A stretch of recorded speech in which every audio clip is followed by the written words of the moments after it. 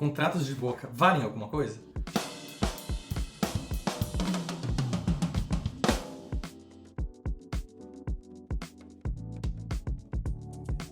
Aqueles contratos feitos com um amigo no bar, aqueles contratos feitos com o chefe, por mensagens trocadas no WhatsApp, por e-mail, ou até numa sala de reunião com outras pessoas presentes.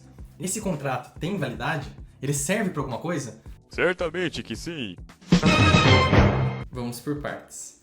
Para um contrato verbal ser válido, ele precisa preencher 3 requisitos principais. Primeiro, agente capaz. Na maioria das situações, isso simplesmente significa: foi um contrato celebrado entre 2 adultos? Ou, se houve ali uma pessoa incapaz, uma pessoa menor de idade talvez, ela foi assistida ou representada por algum adulto? Se sim, bola pra frente. Segundo requisito, objeto possível e lícito. Não posso te vender uma final no Brasileirão. Não posso te vender o meu dedo. Não podemos celebrar ali um contrato falando sobre tráfico de drogas, por exemplo. Tudo isso é matéria de outro tipo de negociação. Pacto de sangue, promessa espiritual, mas não contrato. Mesmo que ele seja uma negociação verbal, esse tipo de coisa não vai ser matéria de um contrato verbal. Terceiro e último requisito. A lei não determina uma forma específica do teu contrato? Para algumas situações ela diz, isso aqui tem que ser um contrato escrito. Isso aqui tem que ser celebrado de tal jeito. Se a lei não falar nada sobre o tipo de contrato que você está tentando realizar, beleza, contrato verbal tá valendo. E por que então, eu te pergunto, tanta gente acha que contrato de boca não vale nada? Por 2 motivos. Primeiro, para algumas coisas ele realmente não vale nada. Digamos que eu prometo te vender a minha empresa e a gente fecha aquele contratinho num guardanapo, num bar, principalmente. Desculpa, receio cortar a tua comemoração, mas não é um contratinho de guardanapo que se resolve a vida. Eu? Não sabia. Mas toda regra tem uma exceção, não é mesmo? Existe uma história famosa de que o primeiro contrato do Messi com o Barcelona foi assinado em um guardanapo. E eu te pergunto, por que esse valeu e o seu comigo não vai valer? Meus amigos, se a gente estivesse negociando antes, tivessem outras provas de que eu realmente queria vender a empresa para você, opa. Mesmo que o nosso contrato verbal não seja válido, houve ali uma tratativa, houve ali um elemento além de uma simples conversa. Muito provavelmente foi o que aconteceu no caso do Messi. O Barcelona não decidiu comprar ele numa conversinha assim. E não foi a assinatura no guardanapo que deu o passo formal para fechar as coisas. Mas foi simplesmente mais um passo nessa cadeia de negociação. Ali, o guardanapo tinha, sim, aparência e essência de contrato, de combinado. Divaguei um pouquinho. Vamos voltar para o nosso segundo motivo. O primeiro é porque, realmente, para algumas situações, não valem nada. O segundo, meus amigos, vou falar com todas as letras. É mentira. Vale sim. Existem muitas situações em que as pessoas têm medo de ir atrás do combinado, porque elas acham que como aquilo nunca foi pro papel, aquilo ali não é um contrato. Mas é um contrato. É um contrato verbal, se você preencheu esses outros requisitos que a gente conversou.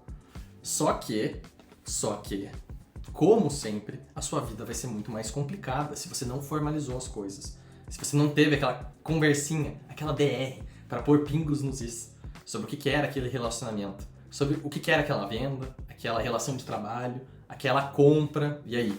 Daí o teu contrato verbal vai ter que ser provado por outras formas. Testemunhas, notas fiscais, troca de e-mails, de mensagens.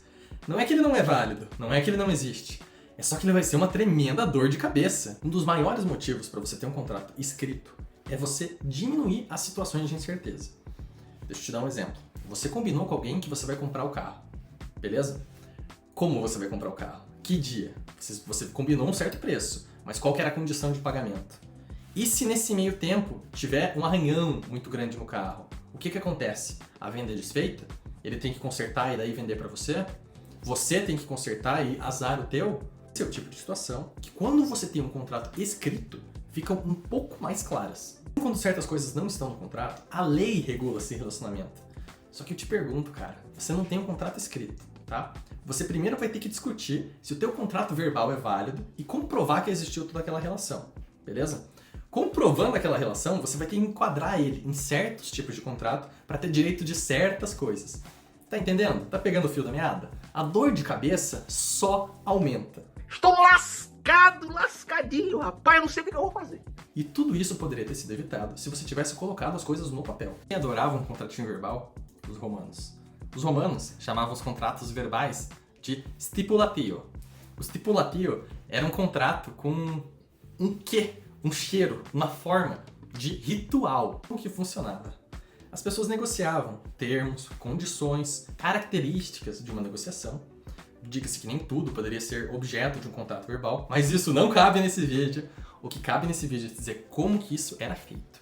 Depois de muita conversa, uma das pessoas perguntava para a outra, formalmente, "Spondes?" E a outra pessoa respondia, "Spondeo." O que eles estavam falando? "Prometes?" E a outra falava, "Prometo." Com o tempo, outras expressões eram admitidas também. Mas o cerne é que era quase que um pacto mágico ali, um pacto místico. Uma promessa de casamento. Você aceita? Aceito.